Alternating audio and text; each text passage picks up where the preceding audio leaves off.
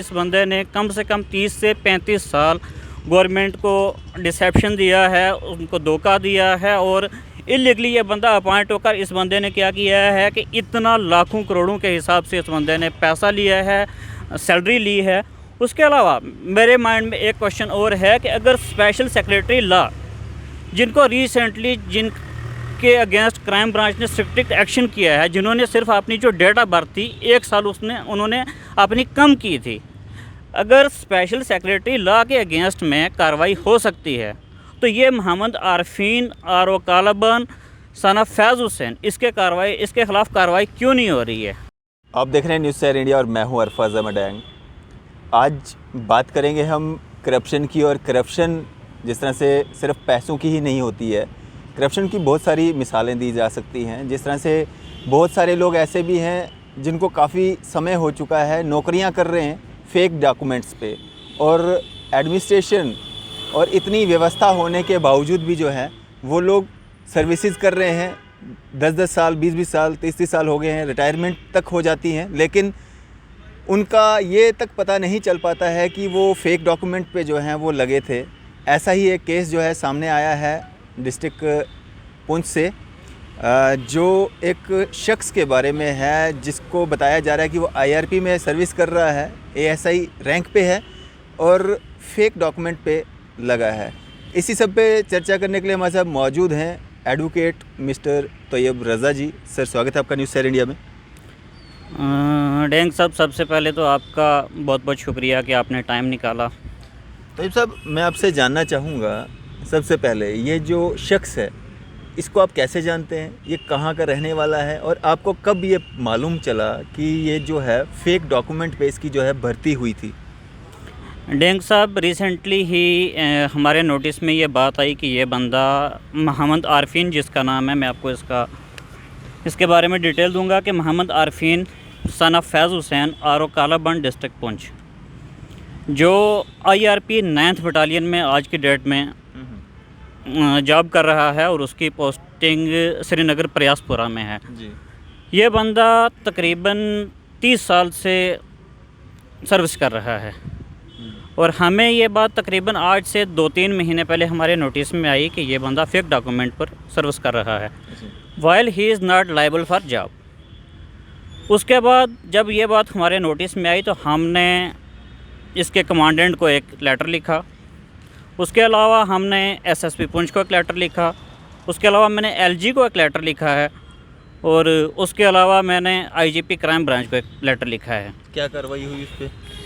Till date अभी तक उस पर कोई कार्रवाई नहीं हुई है, जबकि मैं डेंग साहब आपको बताना चाहूँगा कि ये उस बंदे का 8th पास का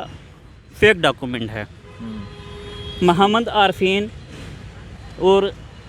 जबकि वो रहने वाला मेंढर कालाबन का है जी। और ये सर्टिफिकेट उसने जो फेक ली है ये हायर सेकेंडरी स्कूल बाटा तोड़ियाँ है, जबकि कालाबन से बाटा तोड़ियाँ का डिस्टेंस मिनिमम 75 या 80 किलोमीटर है। अच्छा। उसके बाद मैंने ये डॉक्यूमेंट, जब मैंने LG साहब को, लेफ्टिनेंट गवर्नर साहब को मैंने जब लेटर लिखा तो उसमें मैंने ये डॉक्यूमेंट अनेक्स किया। उसके बाद मैंने ये SSP पुंछ को एक लेटर लिखा जो मैंने 17 फरवरी 2021 को लिखा था, और ये लेटर मेंढर पुलिस स्टेशन में पहुंच चुका है, लेकिन अभी तक उस पर कोई एक्शन नहीं हुआ है। उसके बाद मैं आपको बताऊं कि मैंने एक लेटर इसके कमांडेंट जो IRP 9th बटालियन के हैं श्रीनगर प्रयासपुरा में, उनको मैंने क्या किया कि उनको भी मैंने एक लेटर लिखा है कि इस बंदे की वेरिफिकेशन की जाए। उसके बाद मैंने इसकी एक copy IGP crime branch Jammu, उसके अलावा इसकी मैंने एक copy DIG Poonch Rajouri range को भेजी है, और उसके अलावा मैंने IG जम्मू को भी एक कापी इसकी भेजी है कि इस बंदे की डॉक्यूमेंट की वेरिफिकेशन की जाए जो बंदा फेक डॉक्यूमेंट पर है। उसके अलावा मैंने लेफ्टिनेंट गवर्नर को मैंने ये वाला लेटर लिखा है कि इस बंदे की कॉग्निजेंस ली जाए और इसकी वेरिफिकेशन करवाई जाए, जबकि आज की डेट तक, आज इस बात को तकरीबन 1 से 1.5 महीना होने वाला है, लेकिन अभी तक जो एक्शन स्ट्रिक्टली होना चाहिए था आज की डेट तक नहीं हुआ है। इट इज़ वेरी अनफॉर्चुनेट कि लोग किस तरह 25-25 साल, 30-30 साल क्या करते हैं कि गवर्नमेंट को, डिपार्टमेंट को डिसेप्शन देते हैं, धोखा देते हैं, जबकि वो उस चीज़ के लिए लायबल नहीं होते। जी। वो जॉब किसी और की होती है। वो लॉज का वायलेशन करते हैं, राइट्स का वायलेशन करते हैं और वो जॉब वो ले लेते हैं जो जिसके लिए वो लायबल नहीं होते। मेरी यूटी एडमिनिस्ट्रेशन, उसके अलावा आईजीपी जम्मू, उसके अलावा मेरी आईजीपी क्राइम ब्रांच, उसके अलावा मेरी जो 9th बटालियन के कमांडेंट हैं, उनसे मेरी एक हम्बल सबमिशन है, एक हम्बल रिक्वेस्ट है कि ये जो बंदा मोहम्मद आरफीन सन ऑफ फैज़ हुसैन और कालाबन IRP 9th बटालियन में एज ASI जॉब कर रहा है, इस बंदे की इमीडिएटली वेरिफिकेशन होनी चाहिए। जो बंदा मिनिमम 30 साल से डिपार्टमेंट में सर्विस कर रहा है। मेरी यूटी एडमिनिस्ट्रेशन, उसके अलावा गवर्नर साहब से मेरी ये रिक्वेस्ट है, हम्बल सबमिशन है कि इस बंदे की वेरिफिकेशन की जाए। तैयब साहब, आपको ऐसा क्यों लगता है कि इतना डिस्टेंस जो आप बता रहे हैं 73 किलोमीटर्स का, तो वहाँ पे बच्चा नहीं पढ़ सकता वहाँ पे रह के? क्या इसमें आपको फेक क्या दिख रहा है इस स्कूल लिविंग सर्टिफिकेट में? डैंग साहब, मैं एक बात बताऊं कि सराउंडिंग में कालाबान में मिनिमम 20 से 25 स्कूल होंगे जहां से ये बंदा अपनी 8th पास कर सकता था, लेकिन इस बंदे की 8th पास नहीं हुई थी। ये बंदा, इसका हमने सुना है कि उस स्कूल के तब किसी एम्प्लॉई से ये इसका जो डॉक्यूमेंट है ये 1977 का है। तब इसका किसी स्कूल एम्प्लॉई से कोई कांटेक्ट हुआ और उस स्कूल एम्प्लॉई ने इसे एक फेक डॉक्यूमेंट इशू किया और उस डॉक्यूमेंट पर तब ये 1977 के बाद ये बंदा भर्ती हो गया। उसके बाद ये बंदा सर्विस करता रहा और तकरीबन आज से 2-3 महीने के बाद ये चीज़ हमारे नोटिस में आई। हमने ये चीज़ एडमिनिस्ट्रेशन के नोटिस में भी लाई। इट इज़ वेरी अनफॉर्चुनेट कि till date there is no action. तो सब ये कहीं ना कहीं जो है आवाम के साथ भी धोखा है, एडमिनिस्ट्रेशन के साथ भी धोखा है, और जिस तरह से आज 30 साल का जो उनको जो है तनख्वाह मिली है, वो भी कहीं ना कहीं आम जनता का जो टैक्स पेयर्स का पैसा है, वो भी कहीं ना कहीं जो एक क्राइम है, बहुत बड़ा क्राइम है। अगर इस तरह का जो आप बता रहे हैं, ये जो इल्ज़ाम आप लगा रहे हैं इस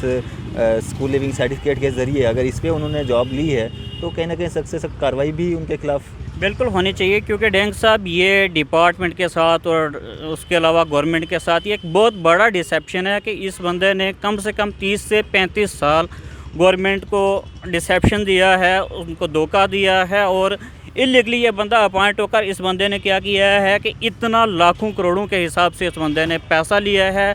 सैलरी ली है। उसके अलावा मेरे माइंड में एक क्वेश्चन और है कि अगर स्पेशल सेक्रेटरी लॉ, जिनको रिसेंटली जिनके अगेंस्ट क्राइम ब्रांच ने स्ट्रिक्ट एक्शन किया है, जिन्होंने सिर्फ अपनी जो डेट ऑफ बर्थ थी 1 साल उन्होंने अपनी कम की थी, अगर स्पेशल सेक्रेटरी लॉ के अगेंस्ट में कार्रवाई हो सकती है तो ये मोहम्मद आरफीन और कालाबन सन ऑफ फैज़ हुसैन इसके ख़िलाफ़ कार्रवाई क्यों नहीं हो रही है? जी चलें, शुक्रिया हमारे साथ बातचीत करने के लिए। और जिस तरह से ये जो